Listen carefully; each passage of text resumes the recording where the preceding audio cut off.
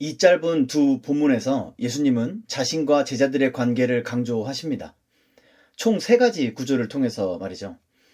누군가의 제자가 된다는 것은 그 스승을 닮는 것을 삶의 목표로 한다는 의미입니다.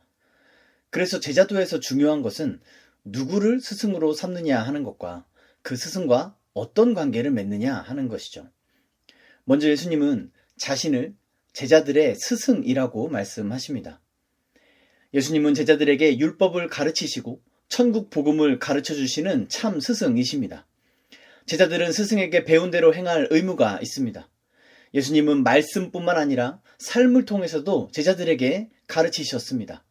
그러므로 제자들은 배운 대로 살지 않음에 어떠한 핑계도 댈 수가 없는 것이죠. 제자도의 궁극적인 목적은 선생이며 주인이신 예수를 닮는 것입니다. 예수님은 율법을 완성하셨습니다. 그런 예수님을 닮는다는 것은 율법의 완전함을 의미합니다. 믿음의 조상인 아브라함에게 여호와 하나님께서 나타나 언약을 맺으실 때 이렇게 말씀하셨습니다. 나는 전능한 하나님이라. 너는 내 앞에서 행하여 완전하라. 또한 모세를 통해 언약 백성에게 율법을 주실 때에도 내가 거룩하니 너희도 거룩할지어다 라고 말씀하셨죠. 그리고 예수께서도 하늘에 계신 너희 아버지의 온전하심과 같이 너희도 온전하라 라고 말씀하셨습니다. 그렇다면 우리는 율법의 완전함, 이 완전함을 어떻게 이룰 수 있을까요? 이 또한 우리의 참 스승이신 예수님께서 본을 보이셨습니다. 그것은 바로 순종입니다. 히브리 기자는 그가 아들이시면서도 받으신 고난으로 순종함을 배워 온전하게 되셨다고 말합니다. 여기서 우리가 주목할 것은 고난입니다. 여기서 고난과 순종이 짝을 이루고 있죠. 그리고 예수님은 마태복음 10장에서 제자들이 당할 고난에 대해 가르치십니다. 예수님은 지금 제자들에게 순종을 가르치고 계신 것입니다. 순종함으로 율법에 완전하여지는 방법을, 예수님을 닮는 방법을 가르치고 계신 것입니다. 많은 크리스천들이 예수님을 닮고 싶어 합니다. 그런데 대부분 예수님을 닮는다는 게 무엇인지, 그걸 어떻게 하는 것인지를 잘 알지 못합니다. 그러나 성경은 우리에게 분명히 가르쳐 줍니다. 예수님을 닮는 것은 예수님과 함께 고난을 당하는 것입니다. 그 받은 고난으로 순종함을 배워서 온전하게 되는 것입니다. 오직 하나님의 능력을 따라 복음과 함께 고난을 받는 것입니다. 그래서 예수님은 이 뒤에 38절에서 자기 십자가를 지고 나를 따르지 않는 자도 내게 합당하지 아니하리라 라고 말씀하시는 것이죠. 예수님께서 십자가를 지신 것처럼 우리도 자기 십자가를 지는 것이 우리의 모습을 가장 예수님 닮게 하는 순종인 것입니다. 사랑하는 성도 여러분, 예수님을 닮기를 원하십니까? 여러분이 생각하시는 예수님을 닮는 모습은 어떤 모습입니까? 여러분은 어떤 신앙생활을 꿈꾸고 계십니까? 제가 기독교 사파들, 그 일러스트들을 비판하는 이유가 바로 이것입니다. 현대 대부분의 기독교 사파들은 너무 아름다운 모습으로 이 제자도를 묘사합니다.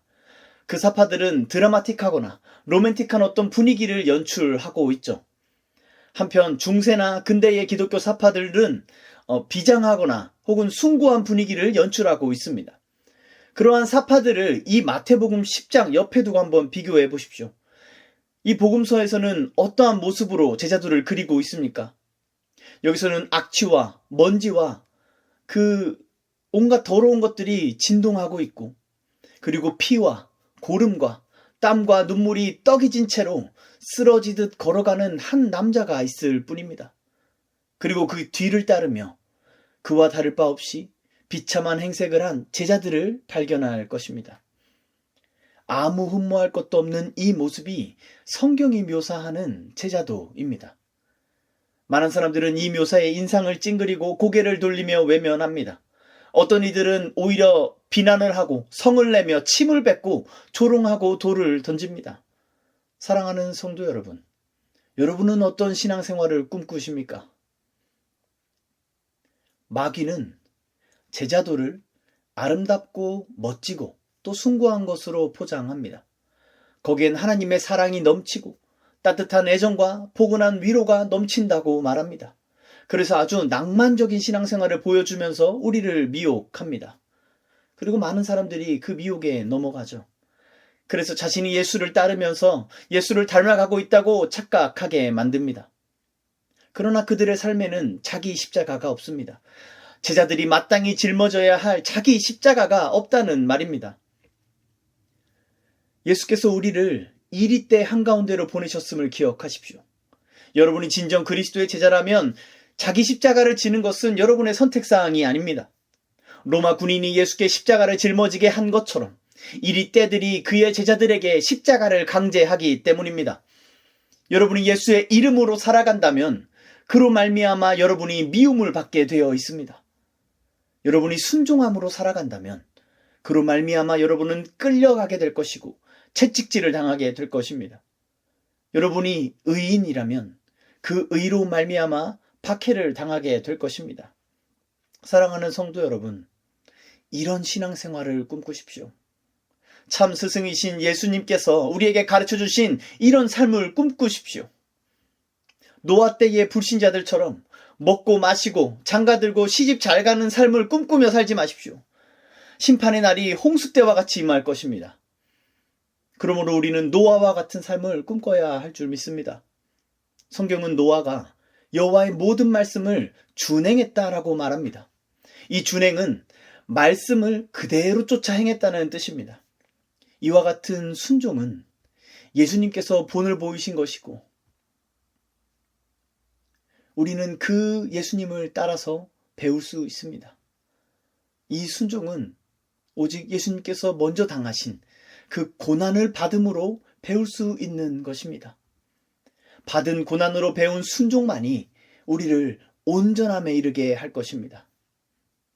오늘날 복음과 함께 고난을 받으라는 사도 바울의 이 권면은 비웃음과 외면을 당하고 있습니다. 사도 바울은 같은 디모데후서에서 사람들이 바른 교훈을 받지 않고 자기 사욕을 따를 스승을 많이 두는 그런 때가 올 것이라고 예언했습니다. 지금이 바로 그때 아닙니까? 오늘날 많은 사람들이 자기 마음에 드는 설교자를 찾아 교회를 옮겨 다닙니다. 교회에서 치리를 하거나 죄를 말하거나 회개를 명령하는 설교를 하면 기분 나쁘다고 그냥 다른 교회로 쉽게 옮겨버립니다. 자기가 듣기 좋은 말, 자기 마음에 맞는 말을 하는 설교자를 따르고 자기 사욕을 충족시켜줄 공동체를 찾아다니는 것이죠. 그들은 자기 귀를 진리에서 돌이켜 허탄한 이야기를 따르고 있습니다. 그러니 설교를 빙자한 헛소리들을 늘어놓는 목사들이 있는 교회에 사람들이 몰려드는 것 아닙니까? 사랑하는 성도 여러분, 그런 멸망당할 자들을 따르지 마십시오. 하나님의 말씀을 들으십시오. 여러분은 모든 일에 신중하여 고난을 받으시기를 바랍니다.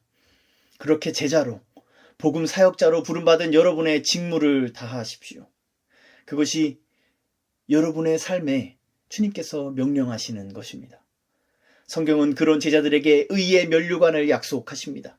주 곧 의로우신 재판장이 우리에게 의의 면류관을 친히 주실 것입니다. 이 약속을 사모하십시오. 그래서 우리 전에 있던 선지자들과 같이 의를 위하여 박해를 받는 저와 여러분의 삶이 되기를 간절히 축원합니다. 두 번째로 예수님과 제자는 주인과 종의 관계라고 말씀하십니다. 고대 사회에서 제자는 스승과 함께 생활을 하면서 스승의 수발을 드는 종과 같은 존재였습니다. 그래서 누군가의 제자가 된다는 것은 그의 종이 된다는 것을 의미했던 것이죠. 우리 또한 예수님의 제자가 된다는 의미를 예수님의 종이 된다는 의미로 이해해야 합니다. 실제로 이후로 제자들은 교회에 편지를 보내면서 자신을 소개할 때 그리스도의 종이라는 호칭을 가장 많이 사용했습니다. 따라서 모든 그리스도인들은 그리스도의 종이라는 자기 정체성을 분명하게 가져야 할 것입니다. 주님은 우리에게 생명을 주시고 우리에게 사명을 주신 참 주인이십니다. 우리가 이 주인을 만나지 못했다면 우리는 어둠 속에서 신음하며 죽어갈 수밖에 없었습니다. 그러나 선하신 주인께서 어둠 속에서 우리를 찾아주셨고 당신의 집에 들이셨고 우리의 더러움을 다 씻어주셨고 깨끗한 옷을 입혀주셨습니다. 그리고 그 집안에서 먹고 마시며 일하며 살게 하셨죠. 그러므로 그리스도의 종들은 모두 그리스도께 빚진 자들입니다. 은혜를 입은 자들입니다. 그래서 종들은 기쁨으로 자기 주인을 섬깁니다. 자원하는 마음으로 주인의 집을 위해 헌신합니다. 이것이 착하고 충성된 종의 모습이죠. 또한 우리는 우리의 주인이신 예수님께서 우리를 먼저 이렇게 섬겨주셨다는 사실을 기억해야 합니다. 주님은 영광스러운 자신을 낮추셔서 종의 형체를 가지고 우리를 섬기는 자가 되셨습니다. 그 섬김은 십자가에 죽기까지 낮아지심이었죠. 예수님과 같은 주인은 어디에도 없습니다. 저 우상들이나 인간 권세자들은 모두 자신을 섬길 것을 요구합니다. 그 섬김은 조건입니다. 섬김의 모양에 따라서, 정도에 따라서 섬기는 자가 받을 보상이 달라지는 것이죠. 그러나 예수님은 가만히 수건을 허리에 두르십니다. 직접 대야에 물을 떠오십니다. 그리고 예수님은 종들의 발 앞에 무릎을 꿇고서 종들의 더러운 발을 닦으십니다. 이 예수가 우리의 주인이십니다. 이 예수님과 같은 주인은 어디에도 없습니다. 우리는 이분의 종입니다. 종은 주인의 뜻을 행하는 사람입니다. 의지를 가지고 뜻을 정하는 것은 주인이 할 일이지 종이 할 일은 아닙니다. 이 또한 우리의 주인이신 예수님께서 친히 본을 보이셨습니다. 예수님은 나의 양식은 나를 보내신 이의 뜻을 행하며 그의 일을 온전히 이루는 것이라고 말씀하십니다. 예수께서 이 땅에 오신 목적 또한 자신을 이 땅에 보내신 하늘 아버지의 뜻을 행하려 함이라고 말씀하셨죠. 따라서 그리스도의 제자들이 자신을 그리스도의 종이라고 칭하는 데에는 이러한 순종이 내포되어 있습니다. 자신이 이 편지를 쓰고 교회를 섬기고 사역을 하는 그 모든 일이 자신을 보내신 이의 뜻을 행하는 것이란 의미가 말이죠. 이런 점에서 죄가 무엇인지가 더 분명하게 드러납니다. 죄는 종이 아니라 주인으로 살겠다는 것입니다. 사람이 최초로 범죄한 것 또한 무엇이 선이고 무엇이 악인지를 내가 정하겠다라는 교만이었습니다. 만물의 주인이신 하나님의 법을 따르는 것이 아니라 자신이 스스로 법을 세우는 자가 되겠다는 그 자기 삶의 주인 행세를 하겠다는 그 원죄가 아담 안에서 모든 인류가 품고 있는 죄의 정체인 것입니다. 그래서 어느 시대나 사람들은 자기 숭배에 빠져 살아갑니다. 자신을 위하고 자신을 높이기만을 원하는 것이죠. 아무리 다정하고 선량한 사람이라도 자신이 위기에 처하면, 극심한 기근에 빠지면 자기 자식이라도 잡아먹는 게 인간입니다. 그것이 사람의 내면 깊은 곳에 자리 잡은 본성, 그 자기 중심적인 죄성인 것이죠. 따라서 누구도 자기 의지와 자기의 노력으로 그리스도의 종이 될 수 없습니다. 누구도 자기 본성을 거슬러 누군가의 종으로 살 수 없습니다. 우상 숭배자들도, 어떤 권세자를 추종하는 사람들도 저마다 자기의 유익을 따라 그들에게 종노릇하고 있는 것입니다. 그들이 숭배하는 대상이 그 유익을 제공하지 않을 때 그들은 차갑게 등을 돌릴 것입니다. 그러나 그리스도의 종이 된다는 것, 전혀 다른 일입니다. 그리스도는 처음부터 자기 제자들에게 자기를 부인하라고 명령합니다. 그리스도는 처음부터 자기 종들에게 자기 십자가를 지라고 명령합니다. 그리스도는 처음부터 극심한 고난과 목숨까지 빼앗는 박해가 끊이지 않을 거라고 확언합니다. 그럼에도 그리스도의 종이 되기를 기뻐하는 것은 결코 사람이 할 수 없는 일입니다. 그리스도의 종이 되는 것은 오직 그리스도의 영으로만 가능한 일입니다. 하늘아버지의 성령께서 각 사람 안에 거하시며 그 사람으로 하여금 그리스도께 복종하게 하는 것입니다. 성령 하나님께서 제자들에게 순복하는 마음을 주시고 아버지의 뜻을 분별할 지혜를 주시고 그 뜻대로 살아갈 능력이 되어 주시는 것이죠. 그렇다면 이렇게 그리스도의 종된 우리는 어떻게 살아야 하겠습니까? 우리의 주인이신 하나님의 뜻을 따라야 합니다. 그 뜻을 따라 산다는 것은 무엇입니까? 그리스도께서 보이신 본을 따르는 것입니다. 제자들의 발을 닦으신 예수님은 이렇게 말씀하십니다. 내가 주와 또는 선생이 되어 너희 발을 씻었으니 너희도 서로 발을 씻어주는 것이 옳으니라. 내가 너희에게 행한 것 같이 너희도 행하게 하려 하여 본을 보였노라. 내가 진실로 진실로 너희에게 이르노니 종이 주인보다 크지 못하고 보냄을 받은 자가 보낸 자보다 크지 못하나니 너희가 이것을 알고 행하면 복이 있으리라. 예수님은 우리의 주인과 선생이 되십니다. 그러고 행하신 것이 우리의 발을 씻으신 것입니다. 발을 씻는다는 게 무슨 의미일까요? 예수님은 베드로에게 목욕을 한 자에게 씻을 건 발밖에 없다고 말씀하셨습니다. 그리스도의 피로 씻음받은 자에겐 날마다 범하는 죄를 회개하는 일이 있다는 것이죠. 따라서 제자들이 서로의 발을 씻어준다는 것은 서로의 죄를 용서하는 것을 의미합니다. 여기서 우리는 다시 산상설교의 가르침으로 돌아갑니다. 주님을 섬기는 일에 선행되어야 할 것은 형제와 화목하는 것입니다. 하나님께 죄사함의 목욕을 받은 우리는 형제의 죄를 용서하는 발 씻음을 행해야 하는 것입니다. 주님은 우리에게 이것을 기도하라고 가르치셨습니다. 이는 단순히 말로만 고백하라는 것이 아니라 삶으로 실행하라는 명령입니다. 회개함으로 구원을 받고 천국을 누리는 자들은 형제를 용서함으로 열매를 맺습니다. 이러한 열매가 없는 자들은 위선자들인 것이죠. 예수님은 너희가 이것을 알고 행하면 복이 있다고 말씀하셨습니다.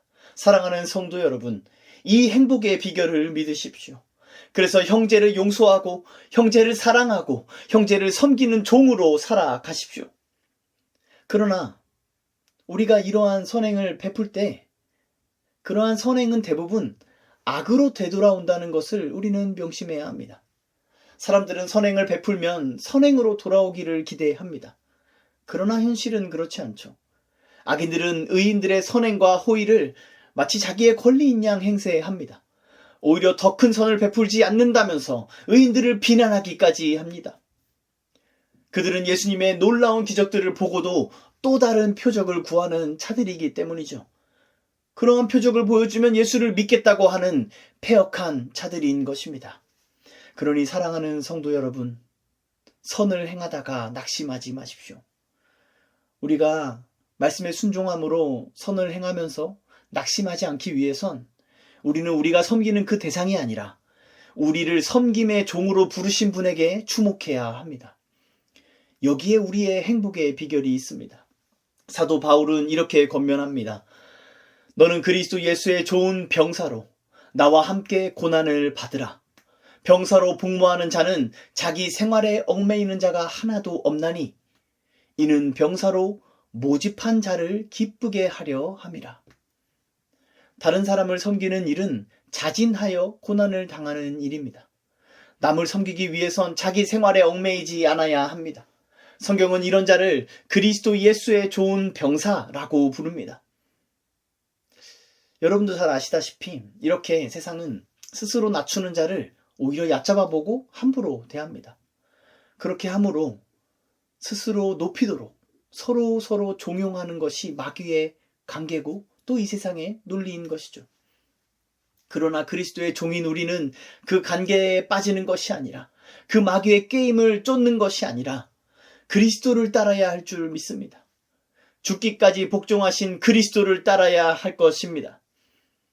세상이 침을 뱉고 우리의 뺨을 치고 옷을 뺏고 채찍질하고 십자가에 매달고 그렇게 고통당하는 모습을 보며 즐거워하고 조롱할지라도 그곳에 우리의 주인이 계시기에 우리 또한 그곳에 있어야 할 줄 믿습니다. 그러므로 우리를 모집한 분, 곧 하늘에 계신 우리 아버지를 기쁘시게 하는 저와 여러분이 되기를 간절히 축원합니다. 마지막으로 제자는 예수님과 같은 집안 사람이다 라고 말씀하십니다. 저는 식구라는 좀 더 정겨운 표현이 좋습니다. 제자는 예수님의 식구입니다. 제자는 예수님과 아버지가 같기 때문입니다. 제자는 예수님을 알기에 아버지를 알고 예수님을 봄으로 아버지를 봅니다. 또한 제자는 그리스도 안에서 그 집에 속한 것을 상속받습니다. 그리스도는 하늘과 땅의 모든 권세를 아버지께 받으셨습니다. 그리스도의 제자 또한 그리스도 안에서 그 권세를 받아 누리는 것이죠. 예수께서 이 권세로 율법을 가르치시고 천국 복음을 전파하시고 치유하는 사역을 하셨고 이제 이 권세를 제자들에게 주시며 제자들을 복음 사역자로 파송하고 계신 것입니다. 예수님은 자기 집의 주인이십니다. 그 집은 거룩한 성전이요 하늘들의 왕국입니다. 그 집의 문을 열고 닫을 권세가 집의 주인이신 그리스도께 있습니다. 마지막 날의 집주인은 자신이 아는 사람들을 자기 집에 들이실 것입니다. 그러나 그가 모르는 자들은 집 밖에서 슬피 울며 이를 갈게 될 것입니다. 그리스도의 제자는 집주인이 아는 사람들입니다. 집주인이 자신의 섬김, 그 수고로 얻은 생명들이요, 자기의 이름으로 일을 맡겼던 자들이기 때문입니다. 그런데 주님은 오늘 본문에서 이 세상이 그러한 이 집 주인을 바알세불이라고 부른다고 말씀하십니다. 바알세불은 마태복음 12장 24절에서 귀신의 왕으로 설명됩니다. 이 대적자들은 앞서서 9장 34절에서도 이미 예수님을 귀신의 왕을 의지한다고 비난했습니다. 그런데 마태복음 1장에서는 예수님을 자기 민족을 구원하는 분으로 소개했었죠. 그러나 이 대적자들은 그러한 분을 바알세불이라고 부르면서 예수님의 이 구원하는 일을 곡해하고 비난하고 있는 것입니다. 예수님은 하물며 그 집 사람들이랴 라고 말씀하십니다. 오직 예수님만이 할 수 있었던 구원의 일을 귀신의 일이라고 비난하던 자들이라면, 그렇게 집주인을 정죄하던 자들이라면 그 집 사람들에겐 어떻게 대하겠습니까? 그들은 예수를 죽였습니다. 그러니 그 집 사람들을 죽이지 못할 이유가 없습니다. 그들은 예수의 속옷을 빼앗아 제비를 나눴습니다. 그러니 그 집 사람들의 재산 역시 강탈할 것입니다. 그들은 예수를 모욕하고 부당한 재판에 넘긴 자들입니다. 하물며 그 집 사람들에게는 어떻게 행하겠습니까? 사랑하는 성도 여러분, 예수님께서 반복해서 이러한 말씀을 우리에게 하신다는 이 사실에 주목하십시오. 자기 숭배에 익숙한 우리는 이러한 불편한 진실을 자꾸 외면하고 싶어 합니다. 그러나 모세가 광야에서 뱀을 뜬 것 같이 십자가에 들리신 예수를 보지 않고는 구원을 얻지 못합니다. 우리는 눈을 들어 이 처참하고 끔찍하고 고통스러운 진리를 바라봐야 하는 것입니다. 기독교 신앙이 무엇인지 궁금하면 눈을 들어 십자가를 보십시오. 행복한 인생을 사는 비결이 궁금하시다면 눈을 들어 십자가를 보십시오. 예수님을 닮고 싶다면, 그런 삶을 살고 싶다면 눈을 들어 십자가에 달리신 예수를 바라보십시오. 그리고 그 위에서 네가 나와 함께 낙원에 있으리라 하시는 주님의 말씀을 들으십시오. 이처럼 예수님께서 가죽의 이미지를 사용하시는 것은 이후 35에서 37절과도 연결되는 말씀입니다. 그리스도의 제자들은 이 땅의 가죽이 아니라 하늘 아버지의 뜻을 행하는 사람들로서 예수께 헌신하는 예수의 가죽인 것이죠. 앞서 살펴보았듯이 예수님은 아버지의 뜻을 행하는 것이 자신의 양식이라고 하셨습니다. 우리 또한 아버지의 뜻을 행함을 우리의 양식으로 삼는다면 우리는 예수님과 한솥밥을 먹는 사이인 것입니다. 우리는 예수님의 식구입니다. 우리는 예수님의 집안 사람입니다. 이 세상에도요, 명문과 재벌가 같은 게 존재하죠. 전 세계적인 부와 명성을 가진 집안이 있다는 것입니다. 사람들은 자신이 그러한 집안 사람이 되는 것을 상상합니다. 그러한 농담을 하기도 하고 드라마나 영화나 웹툰 같은 것들을 통해서 대리만족을 누리기도 하죠. 사람들은 왜 그런 상상을 즐기는 것일까요? 그러한 집안 사람이 누릴 법한 어떤 초월적인 권위를 동경하는 것입니다. 그런데 우리 그리스도인들은 예수 집안 사람들입니다. 이 집안은 어떤 집안입니까? 이 집의 주인은 만물을 창조하신 지존자이십니다. 뿐만 아니라 만물을 충만하게 하시는 분이십니다. 예수님은 가난한 자를 부유하게 하시는 이요 부자를 패망하게 하시는 분이십니다. 예수님은 약한 자를 강하게 하시며 용사를 쓰러뜨리시는 분이십니다. 예수님은 모든 거짓과 속임을 고발하는 진리이시며 어둠을 밝히는 빛이십니다. 사랑하는 성도 여러분, 이 놀라운 선언을 들으십시오. 여러분이 이런 집안에 속했다는 사실이 여러분을 전율시키고 있습니까? 여러분이 이런 집안의 사람이라는 사실을 여러분의 정체성으로 삼고 계십니까? 우리는 이 높고 영화로운 선언을 우리의 마음에 품어야 합니다. 우리가 어디에 속했는지, 우리가 어느 집안 사람인지를 알아야 한다는 것입니다. 우리가 이것을 우리의 마음에 품고 다시 오늘 본문 말씀에 주목해 봅시다. 예수님은 지금 이 말씀을 왜 하고 계십니까? 이것이 우리가 반드시 당할 박해에서 끝까지 견디는 비결이기 때문입니다. 우리가 당할 고난들을 감당하기 위해선 우리는 이러한 집안 사람이 되어서 그 집 주인의 권능과 그 은혜와 그 사랑 안에 머물러야 하기 때문입니다. 주님의 집 사람들은 고난을 당합니다. 그리스도인에게 박해는 반드시 있습니다. 성경은 고난이 없으면 그 집 사람이 아니라고 단언합니다. 히브리 기자는 이렇게 말합니다. 주께서 그 사랑하시는 자를 징계하시고 그가 받아들이시는 아들마다 채찍질 하심이라 하였으니 너희가 참음은 징계를 받기 위함이라. 하나님이 아들과 같이 너희를 대우하시나니 어찌 아버지가 징계하지 않는 아들이 있으리요. 징계는 다 받는 것이거늘 너희에게 없으면 사생자요 친아들이 아니니라. 고난과 박해는 우리와 예수님이 무슨 관계인지를 증거합니다. 예수와 관계가 없는 자들은 예수를 믿는 척 하다가도 고난과 박해를 당할 때 예수님을 부인합니다. 그러나 그의 제자는, 그리스도의 제자는 고난과 박해를 통해서 자신과 예수님의 관계를 더욱 분명하게 확신하고 견고히 세워갑니다. 그 누구도, 그 무엇도 자신과 주님을, 그 하나님의 사랑을 끊을 수 없음을 피를 흘리면서 깨닫고 더욱 뜨겁게 주님을 경배하게 되는 것입니다. 그러므로 사랑하는 성도 여러분, 복음과 함께 고난을 받는 여러분에게 복이 있습니다. 복음과 함께 고난을 받고 계시는 여러분에게 복이 있습니다. 그리스도 예수의 마음을 품으십시오. 그래서 그리스도의 제자로, 그리스도의 종으로, 그리스도의 식구로 살아가십시오. 하나님께서 우리에게 주시는 권능이 얼마나 강력한지 모릅니다.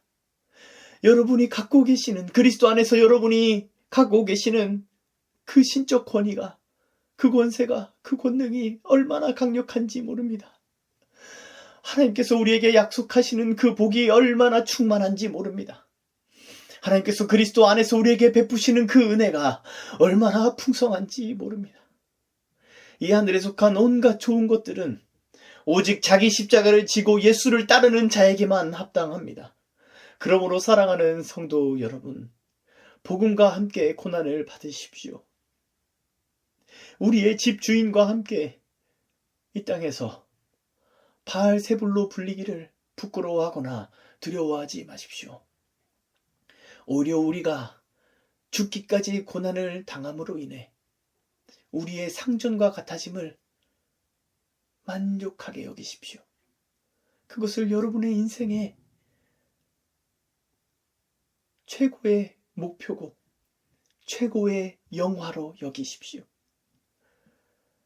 죽어 마땅한 죄인이요, 버러지 같은 우리가 영화롭고 존귀하신 주님과 같이 여김을 받는다는 것이 상상이나 할 수 있는 일입니까?